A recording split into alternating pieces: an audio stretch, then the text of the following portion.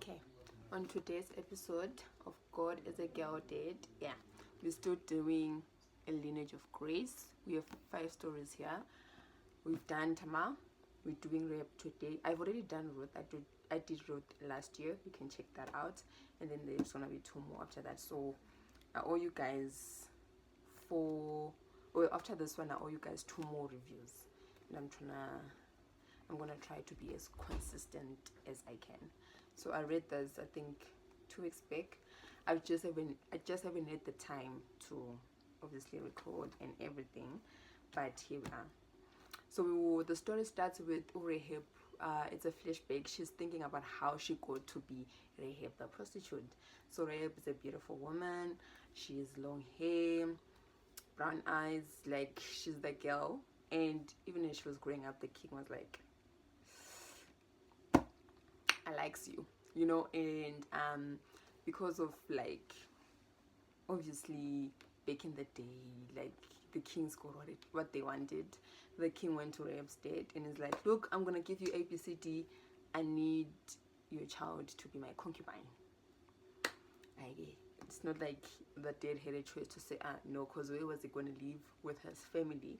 So he obviously goes to his daughter, tells his daughter, hey, this is what's up. The king wants you as his concubine.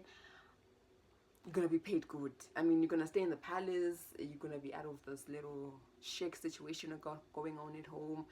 But obviously Rahab doesn't want that, but also she knows she doesn't have a choice. So already when she went into it, she was like, I need to make sure I secure something for myself, because she has already seen other concubines. After the king is done with them and he gets someone new, it's almost like, I don't know, I don't care what happens to you, but go. But then you don't have any prospects of marriage now, because obviously because of your line of work, no prospects of marriage. You kind of just have, I think after you get started, you kind of just have to continue, because what else can you do? No one's gonna hire a prostitute, no one's gonna marry a prostitute. It's almost like once the king is done with you, you need to fend for yourself, like scrape around to get stuff and really just fend for yourself. So Rahab already knows, hey, by the time this guy's done with me, I need to have a solid plan in place, so that I don't end up like the other concubine. So when she gets there, when she's still there, while she's still the favorite, while she's being treated well, she bargains with the guy to get her like a house near the gate. And this is obviously in Jericho. They were living inside of Jericho.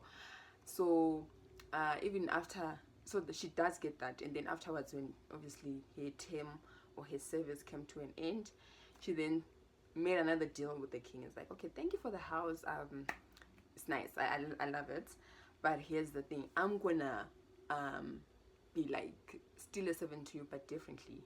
I will source out information for you, right, and then tell you the information for like money, in exchange of money. So she was gonna sleep with other men, right, traders, soldiers, whatever. She's gonna sleep with other men for information to tell the king. Why was this important to the king? How did she know this was important to the king? Oh, good question. I love that you asked that question. So the king knew that the Israelites wanted to come and take over Jericho. They tried it and failed, but he knew they were gonna try again. So the king, like, building the wall and just constantly being alert and living in fear, is because he knew the Israelites are gonna come back for the land. So he always wanted information, so that he knows how to fight, he knows how to guide the people, like he knows how to protect his kingdom, right? And because Rahab was always constantly hearing the stories in the palace, she's like, I'm gonna utilize on this. She didn't think that she's gonna end up getting slotted into the kingdom of God, but she was like, because this guy has this fear, he's so scared of the Israelites, I'm gonna use that fear to make sure I live good, right? And she does that. So she's sleeping with the captain of the army, she sleeps with like traders, or those people from other kingdoms, when they come through just to like trade or visit or whatever. She's always the first one to spot them, talk to them, make them cozy, and sleep with them basically for information, which she then gives the king, which then the king gives them money for it. And because of this also, I think she really lived a good life, because no one could just like disrespect her or violate her. Like, she had some level of protection. You know, like, it's a prostitute, obviously people can do whatever they want, because what are you gonna tell? But they couldn't do that to her because she still had the protection thingy from the king, right? And she utilized it. Our girl utilized it. So all of this is happening, but here's the beauty. Like, I think for me, the beauty of the story, right? Rahab, from all the stories she's heard in the palace, from when the king was discussing with other people, from when, because her dad also met Joshua when they first came to spy out the land. The dad met Joshua, right? And so the dad would tell them, hey guys, these Israelites are coming, you know. So she has always heard the stories and about how God split the Red Sea for them, you know, like how God is keeping them and everything. And she wanted to be part of the Israelites. She was like, I don't know how, I don't even know how to pray, bruh. I don't know what sacrifice I can give to you, but I want to be part of your people. So when she was spying, she wasn't spying to take the information to the king. She was spying so that she knows when it's time, so that somewhere, somehow, she can be part and parcel of what's going to happen, because she knew that God was going to destroy Jericho. She knew it. Like, she was like, if this guy can open up the Red Sea, what are our gods, these ones that we cover ourselves? They're not going to help us. I need to be on the winning team. So sis was already trying to jump teams. She was there. She's literally at the back line waiting to jump to the other team and sell out her old team. Like, that's where she was. And the whole time, God is listening. God is listening to her heart. God sees her faith. God is like, I got you. Like, relax, I got you. So in the other side, by the camp of the Israelites, the older generation has died, just like God said. They're gonna die without seeing the promised land, because they didn't have faith, they doubted him and everything. So they have died. It's time. Joshua is prepared. God has told him, it's time. Yeah. Now you guys are gonna go to the land that I was supposed to give to your fathers and your forefathers. And there's Ephraim and there's Samon. So they are like these young men, top men of war. They always training, they always ready. They've been training since they were born. They know at some point we're gonna fight for our land. They're just ready. Like, they can't even wait. The anticipation is insane. They've only lived in the desert. That's all they know. They don't know anything else. They've never seen stuff, right? So the anticipation is like over the top. And they've also seen the regret of the parents from when they didn't trust God. So they're trying to do better. They're not trying to question God. They're not trying to be like, oh, will he, won't he? They're like, he's gonna do it, and because he's gonna do it, we need to be ready. So they're already like, they're ready in the fighting spirit. And one day after they're done practicing, these two friends, Joshua comes to them in secret and is like, hey, listen, I just got a word from God, right? I need you guys to go spy out Jericho. Just spy out, check out, like, everything. Check out. You guys are men of war, like, you guys are men of military. You know what we're looking out for. Go check it out. Make sure you don't get killed. So it gives them was it, I don't think it was a uniform. I think it was just like clothes that Amorites wore. They had fought with the Amorites and killed them, and then they just took the clothes off of the dead men, and it's like, just take this clothes so that you blend in, because you're gonna stick out like a sore thumb. If you just go there, they will see this ones. You might not even make it inside the gate. So use this clothing to, is it like a disguise, so that you can blend easily. And they're like, okay, cool, say less. Like I said, they're ready. They don't want to disobey God. They know that whatever Joshua says is directly from God, and they've seen how their parents lived in regret because of the decisions they made. So they're not trying to do the same thing. So they're like, okay, cool, we're gonna do that 100%. They've never crossed the River Jordan ever in their lives. They don't even know how to swim. So when they leave, Ephraim is like, I don't know how God thinks we're going to do this. We grew up in the desert. We've only seen the river from far. We've never swam in our lives. Like, what's gonna happen? But someone is like, Mamela, he's ready. Someone is like, I'm ready. Somehow, when we get there, God is gonna make a plan. But they do manage to swim across, even though someone was quarter to drowning. But they did manage to go across, and they make it to Jericho. Now, when they make it to Jericho, Our girl is always by the window because she's there by the gate, by the window. She sees everyone, she sees everything. She has a pulse on every business, on everyone's business. So she sees these two guys and she's like, I smell a fish. I smell a fish because, yeah, they dress like Amorites, but they don't walk like them, and they also don't have the long hair. You know, so she's like, something is fish. And then in her mind, it's like, the Israelites, they came to spy. She's like, I'm ready. I was born ready. And while she's just thinking about it, a gush of wind comes through, right? And it lifts the tunic a little bit, and they can see Wuti underneath. She can see that underneath the tunic there's blood, meaning whoever was wearing this thing before died in it. It has his blood on it, and this guy is just wearing it. So she's like, okay, before they kill these people, before they kill the only chance of me getting to know this God and being part of his people, I need to help them. So she starts calling out to them, you know, like seductively, like she's trying to offer her services. Now this guy is disgusted. Why? Because obviously, you know, with the Israelites, they were given strict instructions about foreign women, about prostitution. Prostitutes in Israel were killed. So to them it's like, we're not trying to do that, ma'am. So she's trying to, like, you know, entice them to, like, do all those little tricks and then that always work on other men. Those men are looking up and down and thinking, first of all, we are on a mission. Second of all, ew, ma'am, ew. You know, like, they're not budging, and they just realize, oh, okay, these ones are built different. I need to try something else differently. So when she calls out to them, I don't remember exactly what she said, but the way she said it, it gave them that hint to say, I know you're not Amorites. And if I know, someone else will know. Now get your behind into my room right now. Right? And I think someone realizes, okay, this one might be onto something. So they're like, okay, we don't have money. She's like, I haven't even told you guys how much I want. Just come. Right? So when they're coming, she quickly goes to the guard. Remember I told you she's sleeping with the guard.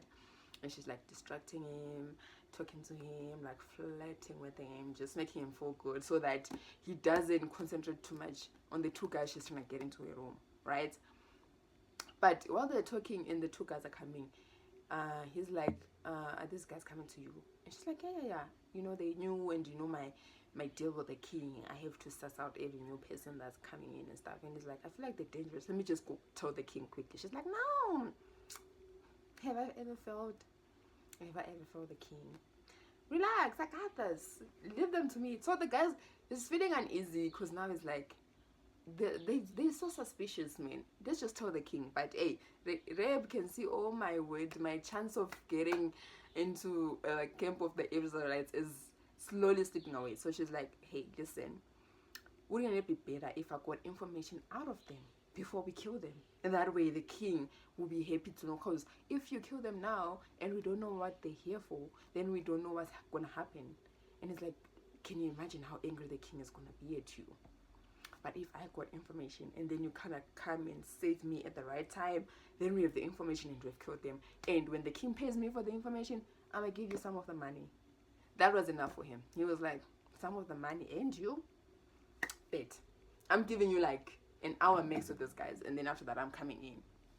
So she takes the guys inside, and when she takes them inside, she immediately says, you guys are Israelites. They're like, did you just tell that guy over there? Because we can just kill you now and just escape. She's like, oh, hold up. He's suspecting. I know you Israelites, and I know that God has sent you because this is your land. I know you guys want your land, and I know you guys are going to get your land. So I'm going to save you. So they're like, why would you save us and you? She's like, no. Why would I want to be here when God takes his land? I want to be part of the people that are going to take the land. I'm not trying to be part of those people that are going to perish. I'm securing my future. She's like, I believe God is like the greatest, the mightiest, and I believe that he's going to take this land. Not even this wall can keep him out. If he can split the Red Sea, what are these walls? So I'm trying to make sure I'm part of what's going to happen. I'm trying to make sure I'm part of God's plan. I'm not trying to perish like the rest of the guys. So Ephraim is obviously still disgusted because it's like, ew, a prostitute. But someone is like, so much faith. Never ever seen a woman with so much faith. he is already, you know those stars they get in cartoons when they're falling in love. Yeah, those stars, they're like. So anyway, she hides them on the roof, and like quickly goes to the door to wait. And when the guard comes, she's like, oh, I'm glad you're here. I was about to come call you, but they just left. They went this way, this way, this way. If you run now with the guards, you guys are gonna catch them because they're not even armed. Like, you guys are gonna catch them and everything. And he's like, thank you, you just saved my behind, because the king was gonna have that behind if these guys escaped. So he takes his trusted men and all the guards by the gate, and they go in the direction she gave them. So she calls the guys down. She's like, okay, this is how they're gonna go. You guys are gonna have to go the other direction, right? And the guys, because the guys hate the war, when the soldiers were coming in, them knocking on the door, so they know, like, oh, okay, she really did save us. So they're like, okay, cool, thank you. She's like, not so fast, not so fast.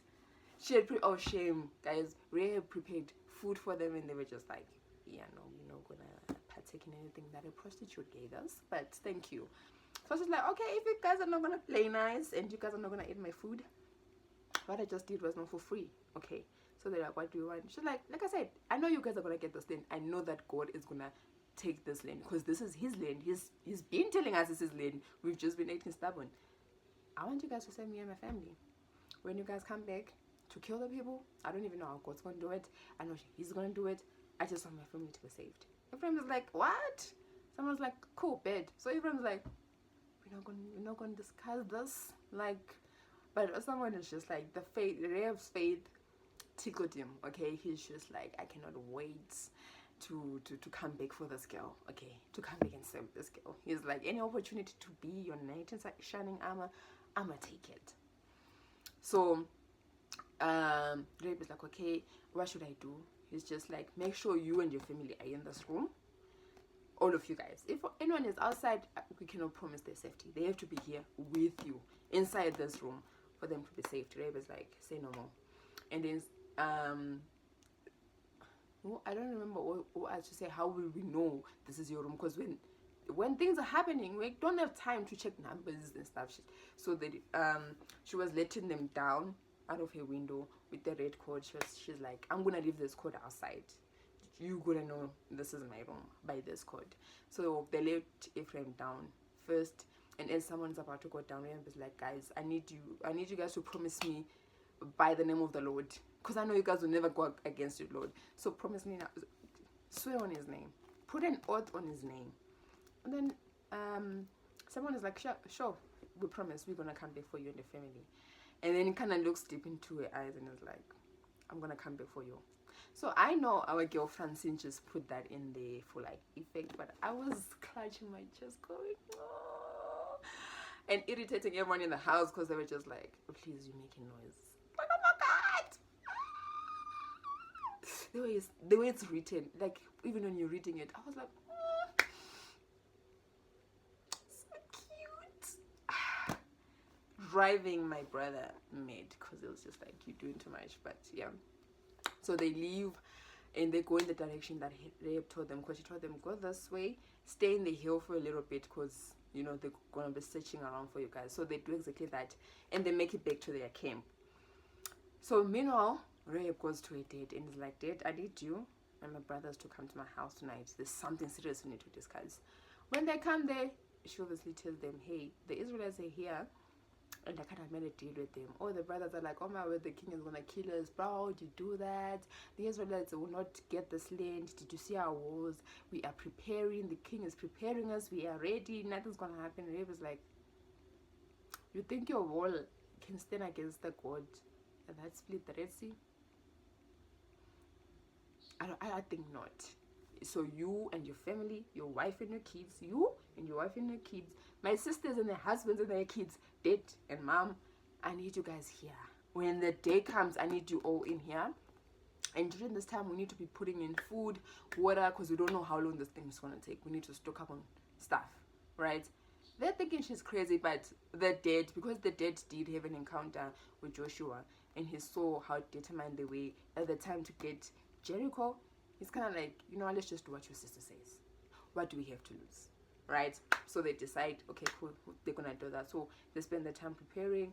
And when the guys get to the camp, they go to Joshua and Caleb to let them know, hey, we went well, this is what happened. This girl helped us. So someone is like, oh, this woman helped us. Ephraim was quick to be like, a prostitute. He was like, brother, don't skimp on the details, tell them everything. A prostitute helped us, and we promised we're gonna save her. And Joshua was like, yeah, cool, if you guys promise, then you're gonna have to keep your promise, because you would have been killed. You would have literally stepped into the land and died. You get to enjoy the land because of it. So cool.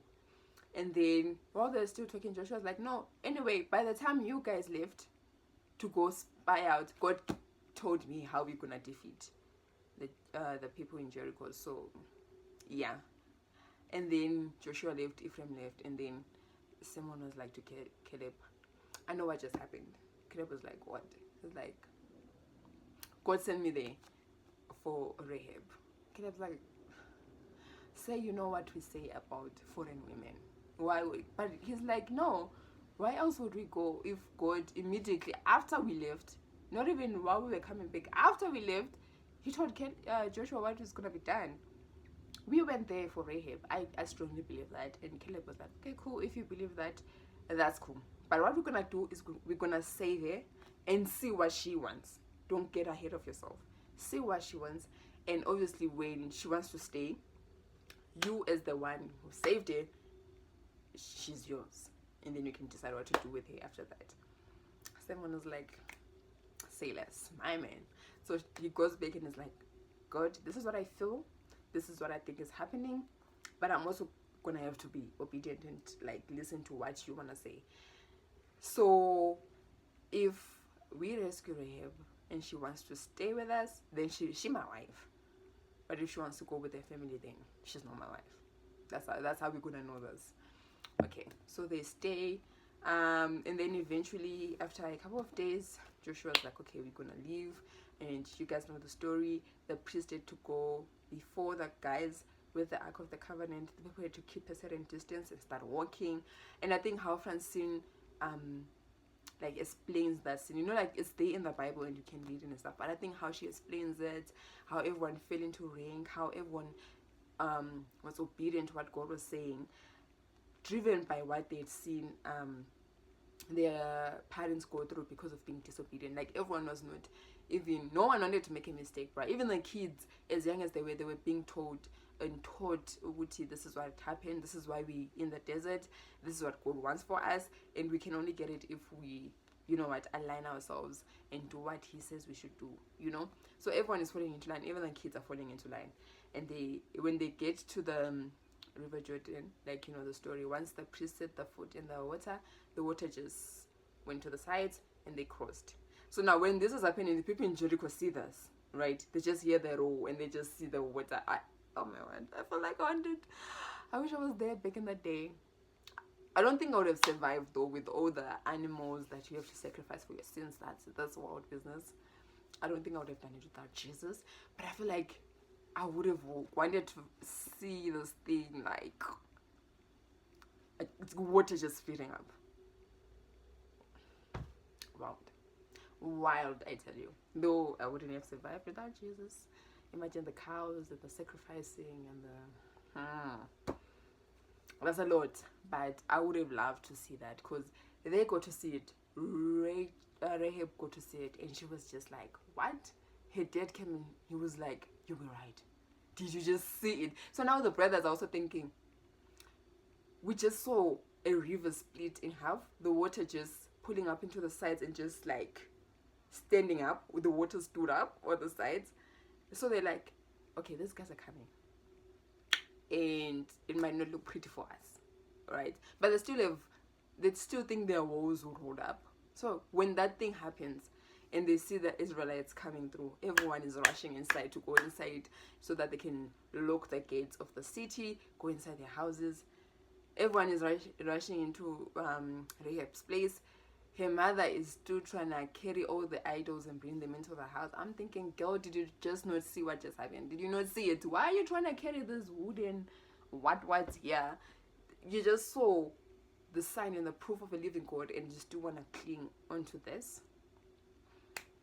I don't want to judge though, because I know many a times when situations are tough, I kind of forget that I am the daughter of the God who can split rivers.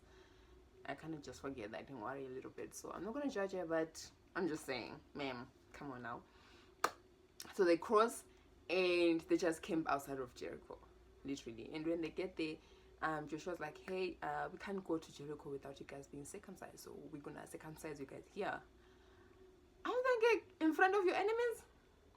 You know, one thing about God, God will really, when he displays his power, he will make sure there's no doubt. He won't leave any room for doubt, because the people in Jericho saw them getting circumcised. They knew they could kill them easily, because now all the men are literally from kids to everyone has been circumcised. But they didn't even go out. They were just like, we're gonna wait for them here. So the Israelites, they get circumcised. During this time, someone's blood is rushing with excitement. He can't wait to see Rahab again. He's just thinking about Rahab. He's just thinking about how sure she was of God and how sure she was about that decision, that she's like, I want to be part of God's people. He's just like, I can't wait. He's getting like smoke. He's catching smoke from his family, because they're like, our parents disobeyed and did things. You want to disobey and marry a foreigner? I'm like, my brother, you have seen that foreign women are the reason why you end up disobeying God. Why? It's just like, no, this one's different. I promise you guys, this one's different. The brothers are not for it. They're just like, you've lost your mind. You've literally lost your mind, because there's no way. But he's excited. He can't wait. He wants to meet his girl. He just can't wait to like start a future with her. He is younger than her, by the way. He is like young. He is young. But he's just like, I know God just gave me my wife, and nothing anyone says is gonna make me change my mind. So they, when they finished the circumcision, they healed. They still camped outside. The guys inside, they are waiting in anticipation. Rahab's brothers still think no one can penetrate through the towers, especially because on top of the towers there's soldiers standing there with like arrows and whatever's to attack whoever comes in. So they're just thinking, yeah, these people are just wasting their time and wasting our time. But there's also like a level of fear. And during this time, this is where Rahab she'll continue encouraging her family to be like, guys, look, I know they won't turn back on their word. I know they're saviors. We just have to be prepared. And this is the part where she also like gets rid of all the idols they brought into the house, because she was like, if you want to worship your little idols, please get out, go out, let them protect you. But if you hear and you believe that the God of the Israelites will protect us, I need you to get rid of those things. So she's getting rid of all the skulls, all the wooden what. She threw them out of the window, because she was like, yeah, this is just God. This is, we just trust God. If you want to trust in your other things, let them protect you from outside my house, not in this house. So eventually Joshua tells the Israelites, okay, this is what's going to happen. First of all, silence. You guys ain't going to say nothing. Not a peep, not a nothing. We'll just march around Jericho and then come back. We'll do that for 7 days. And then I'll tell you further instructions after 7 days. Why? Because God knew his people. He knew his people here and complaining. Already, when they were taught to get circumcised, they were already like, oh my word, they're gonna hurt us because we won't be able to fight. Or so God is like, these ones are gonna anger me and really destroy my plans and what I wanna do. So not a word.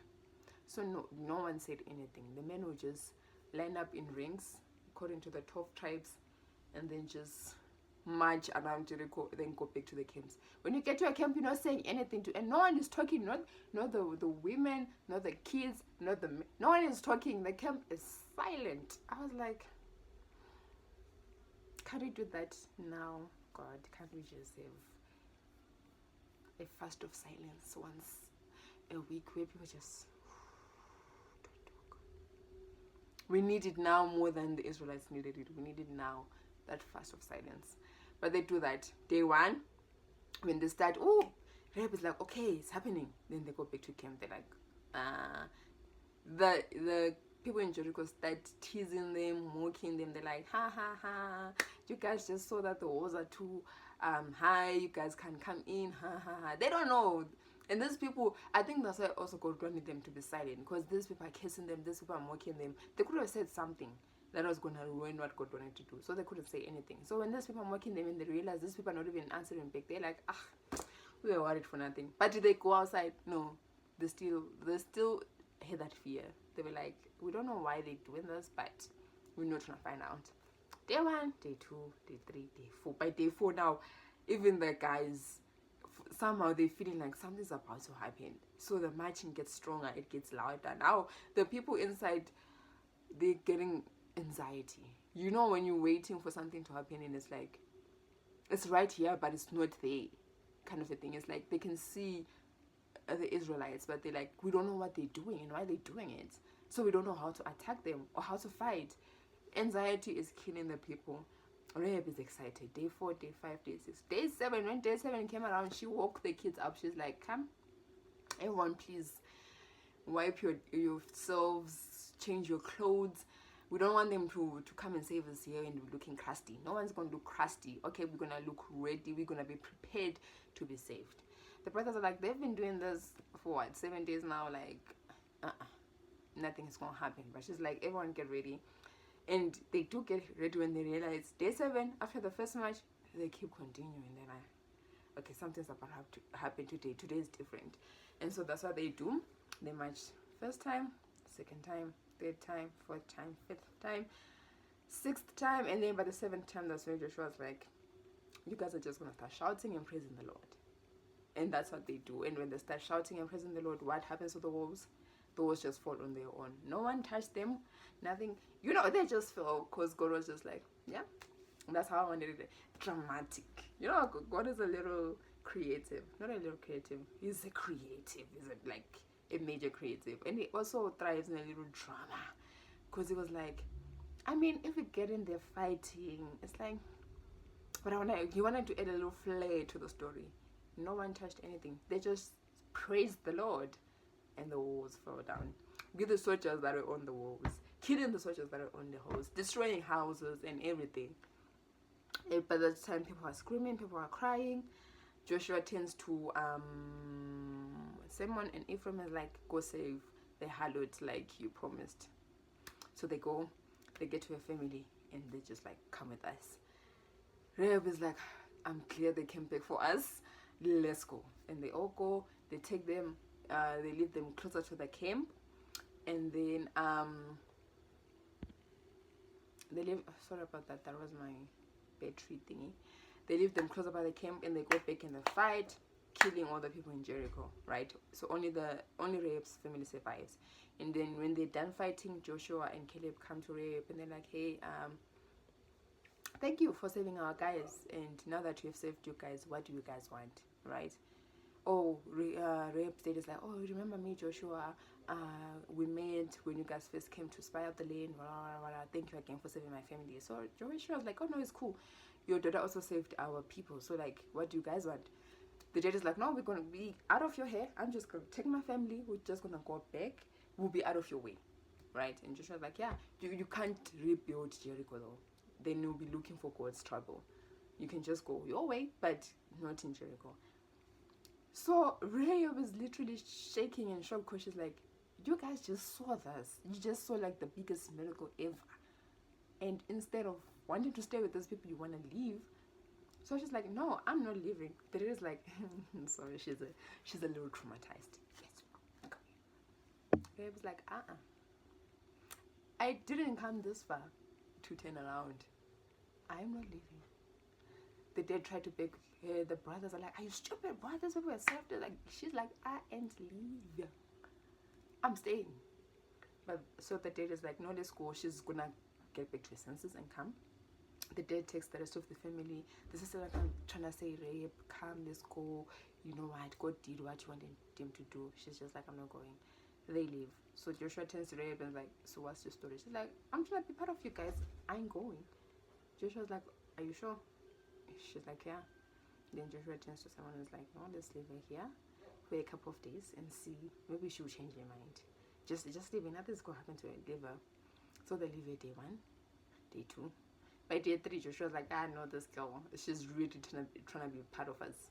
She's really trying to be a part of us. Anyway, they, yeah, I think it was day 3. Someone comes in the evening and he's like to Reb, you're still here? She's like, yeah, I told you guys I'm gonna be part of you guys. Like, I'm not going. And someone was like, okay, what if we leave?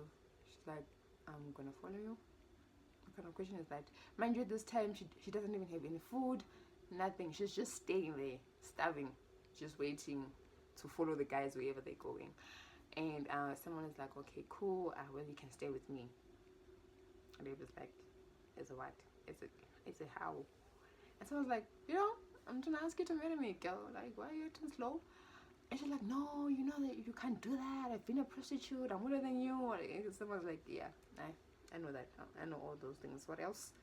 She's like, are you sure? He's just like, girl, I was sure the day you showed the faith you had, the faith you have in God. I was sure then. I was like, and that's my wife. I was sure then. I'm sure now.